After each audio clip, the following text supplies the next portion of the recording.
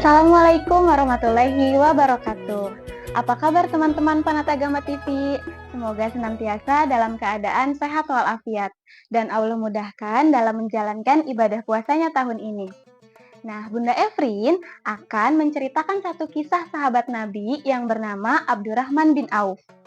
Teman-teman, Abdurrahman bin Auf adalah salah satu sahabat Nabi yang memiliki kekayaan yang sangat berlimpah. Kekayaannya itu ia dapatkan dari kehebatannya dalam berdagang. Namun, dari kekayaannya itu, Abdurrahman bin Auf justru bersedih. Ia khawatir karena dapat memasuki surga paling akhir. Suatu ketika, Rasulullah Shallallahu Alaihi Wasallam berkata, Abdurrahman bin Auf adalah orang yang paling terakhir masuk surga karena ia terlalu kaya. Ia adalah orang yang paling lama dihisabnya. Mendengar perkataan tersebut, Abdurrahman bin Auf berpikir keras, bagaimana caranya agar ia menjadi miskin dan bisa memasuki surga lebih awal. Agar jatuh miskin, Abdurrahman bin Auf pernah menyedekahkan setengah dari hartanya. Setelah itu, dia kemudian menyedekahkan kembali hartanya senilai 40.000 dinar yang ia peroleh dari keuntungannya saat berdagang. Pernah suatu ketika saat ia hijrah ke Madinah, Abdurrahman bin Auf bertemu dengan salah satu kaum Ansor yang bernama Sa'ad.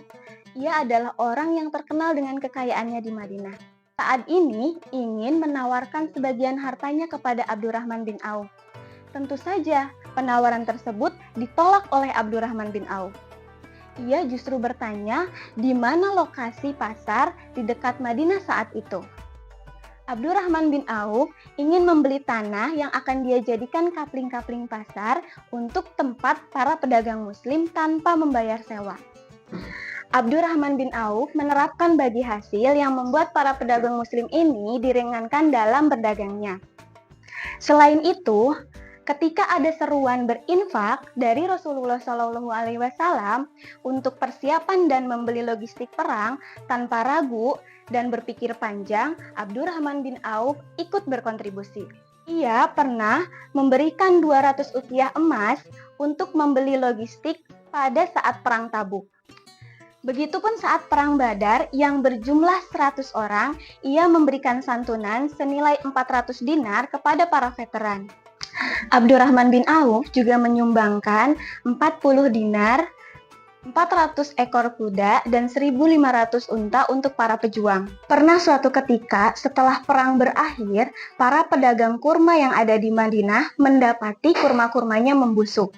Mendengar hal tersebut, Abdurrahman bin Auf berinisiatif untuk membeli kurma-kurma busuk ini dengan harga yang normal.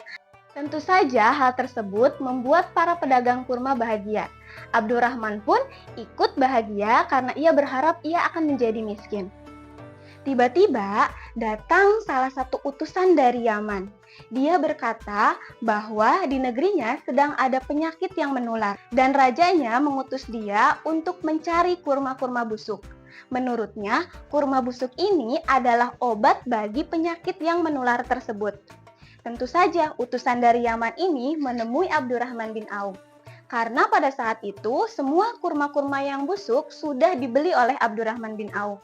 Dan utusan dari Raja Yaman ini membeli kurma-kurma busuk dengan harga 10 kali lipat lebih mahal dari para pedagang kurma di Madinah. Dari kisah tadi, Bunda Efrin teringat salah satu ayat yang berbunyi, barang siapa yang melakukan kebaikan, maka ia akan mendapatkan 10 kali lipatnya. Quran Surat Al-An'am ayat 160.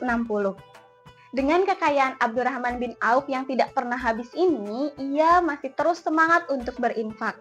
Di saat Abdurrahman bin Auf merelakan seluruh hartanya agar ia jatuh miskin, Allah malah memberikan dia harta yang berkali-kali lipat lebih banyak. Hingga waktunya ia meninggal pada usia 72 tahun dan masuk ke dalam 10 sahabat Nabi yang masuk surga. Nah teman-teman, dari kisah Abdurrahman bin Auf ini dapat kita ambil pelajaran bahwa berinfak atau bersedekah itu tidak membuat kita menjadi miskin. Malah Allah akan memberikan lebih kepada kita jika kita berinfak atau bersedekah dengan tulus dan ikhlas seperti yang dilakukan oleh Abdurrahman bin Auf. Apalagi jika kita melakukannya di bulan yang penuh berkah ini. Sekian cerita yang bisa Bunda Efrin sampaikan. Semoga teman-teman dapat mengambil banyak pembelajaran dari kisah Abdurrahman bin Auf. Terima kasih. Wassalamualaikum warahmatullahi wabarakatuh.